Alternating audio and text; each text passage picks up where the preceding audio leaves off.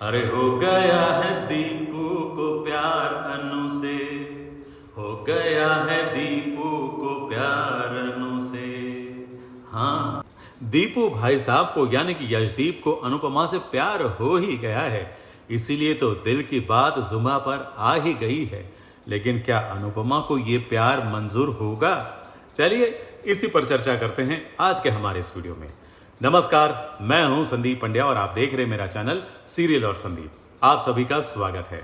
आगे बढ़ने से पहले आप सबसे गुजारिश है कि अभी तक आपने हमारे इस चैनल को यानी कि आपके अपने इस चैनल को सब्सक्राइब नहीं किया है तो सब्सक्राइब कर लीजिए, बेल आइकन को दबा दीजिए ताकि आपको हमारे वीडियोस के नोटिफिकेशंस मिलते रहेंगे। अनुपमा और श्रुति के बीच आज भी थोड़ी बहुत चर्चा हुई, हालांकि आज फाइनल था और जब फाइनल मैच होता है तब क्रिकेटर कैसे चौके छक्के लगाते हैं वैसे ही अनुपमा ने सिक्सर मार दी है और ऐसा बॉल डाला है कि श्रुति सुनती रह गई बस, क्योंकि अनुपमा ने बोल दिया कि दूसरी अनुपमा बनने की कोशिश भी मत करना, मैं एक काफी हूं। नहीं, उसका मतलब यह था कि दूसरी अनुपमा बनने की कोशिश मत करना, क्योंकि अनुपमा ने जो गलतियां की हैं अगर तुम भी वही गलतियां करोगी तो फिर बाद में मेरी तरह बिल्कुल लाइफ में अकेली रह जाओगी, सारे रिश्ते छूट जाएंगे।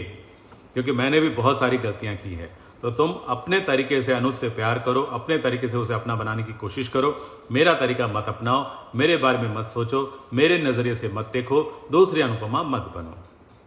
तो श्रुति को फाइनली ये तो पता चल ही गया है कि अनुपमा और अनुज को जुदा करना बहुत ही मुश्किल है, तो वो रोते धोते चली गई है।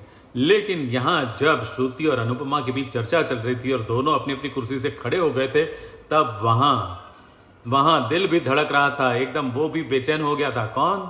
यशदीप यानी कि दीपू।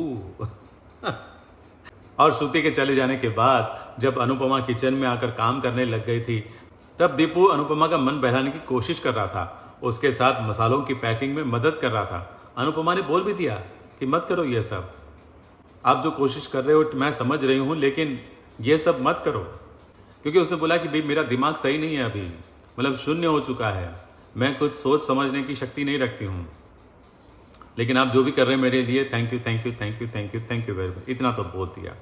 फिर अनुपमा की बहुत तारीफ की दीपू ने और साथ ही साथ उसके लिए चाय भी बनाई और चाय बनाकर सीढ़ियों पर बैठकर दोनों पीने लग गए और चाय की चुस्कियों के साथ कुछ दिल की बात भी निकल गई।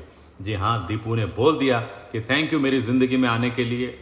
इतना बोला ही था कि अनुपमा चौंक गई कि है ये क्या बोल रहा है। फिर बोला अरे मेरा मतलब है कि स्पाइस एंड चटनी में आने के लिए, आपके जैसे मसाले कोई बनाता नहीं है, आपने बहुत अच्छे चाय का मसाला बनाया, आपने बहुत अच्छी चाय बनाई, आपने बहुत अच्छा खाना बनाया, हमारा बिजनेस डबल हो गया। पता नहीं आजकल तो बिजनेस ज़्यादा कुछ दिख नहीं रहा है, लेकिन हाँ उसने बोला कि आपके कारण बिजनेस हमारा डबल हो गया है, तो ये लो पैसा, कवर भर के डॉलर दे दिए अनुपमा को। अनुपमा ने पूछा कि ये क्या है, तो बोला तुम्हारी मेहनत की कमाई। तो अनुपमा को पहली मेहनत की कमाई अमेरिका में मिल गई है। हालांकि इससे पहले डांस करके उसने थोड़ा बहुत कमा लिया था, लेकिन रेस्टोरेंट में जो काम किया उसकी कमाई उसको पहली बार मिली है, तो ये देखकर वो खुश तो होगी। लेकिन ये ऐसे मौके पर मिली है कि अनुपमा भी समझ नहीं पाएगी कि खुश हो जाऊं या फिर मैं और दुखी हो जाऊं। लेकिन हाँ, वो जाएगी गणपति पापा के सामने जाकर ये पैसे रखेगी और साथ ही साथ वो दुआ मांगेगी कि अनुज, श्रुति और आद्या को खुश रखना। लेकिन कहाँ खुश हैं वो लोग। जी हाँ, श्रुति ने तो बैग भरना शुरू कर दिया है, कपड़े भरना शुरू कर दिया और उससे पहले अनुज से ये बता दिया है कि ये शादी अब कैंसिल, अब ये शादी नहीं हो सकती। मैं मेरे पेरेंट्स को किसी न किसी तरह से मना लूंगी, लेकिन अब मैं यहाँ नहीं रहूंगी, मैं जा रही हूँ। अनुज उसको रोकने की कोशिश करने लगा, लेकिन श्रुति ने मन बना लिया है कि वो नहीं रुकेगी। और इन दोनों की बातचीत चली रही थी कि वहाँ आद्या आ गई और आद्या ने पूछा कि ये सब क्या चल रहा है और श्रुति कहाँ जा रही है, क्यों जा रही है। तो फिलहाल तो किसी को कुछ बताया नहीं गया है, लेकिन मैंने ऐसे सुना है कि श्रुति तो नहीं बताएगी, लेकिन अनुज शायद बता देगा कि क्या क्या हुआ था और किस वजह से श्रुति जा रही है। तो आपको क्या लगता है कि आद्या श्रुति को रोकेगी? रोकने की कोशिश तो करेगी मुझे लगता है, हाँ, लेकिन हाँ इसके बाद भी कहानी में ट्विस्ट तो आने ही वाला है। अनुपमा अपने दिल की बात किंजल के सामने खोलने वाली है, तो किंजल भी एक सवाल ऐसा पूछने वाली है अनुपमा से जो अनुपमा को दोबारा सोचने के लिए मजबूर कर देगा। तो कहानी में ट्विस्ट तो आएगा, जरूर आएगा। लेकिन ये क्या, डिम्पी भी तो अपनी कहानी को ट्विस्ट दे रही है। जबरन वो भी अनुपमा की तरह त्याग मूर्ति बनने की तैयारी कर रही है। तैयारी क्या, वो बन ही गई है।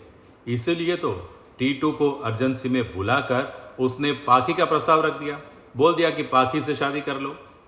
टीटू सोच में पड़ गया कि ये कैसे हो सकता है, मैं पाखी से प्यार ही नहीं करता।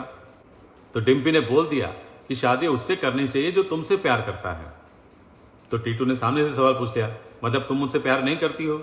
अब क्या बोलेगी, क्या बोलेगी? कुछ नहीं बोल पाई, वो कुछ भी नहीं बोल पाई। तो अभी तो कहानी वहां पर अटक गई है, लेकिन दूसरी तरफ पाखी ने अपने पापा को सारी बात बताने का मन बना लिया है और ये बात काव्या को पता चल गई है।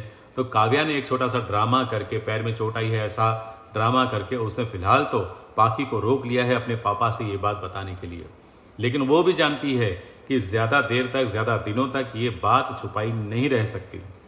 इस बात की चिंता बापूजी को भी है, बा को भी है, काव्या को भी है और वो लोग चाहते हैं कि ये बात इतनी जल्दी पता ना चले, क्योंकि वनराज तो पहले से ही टीटू से गुस्सा है, क्योंकि बॉस ने उसके सामने इंट्रोड्यूस कर दिया, उसको अपनी कंपनी का फेस बना दिया। तो इस बात को लेकर वो गुस्से में है ही।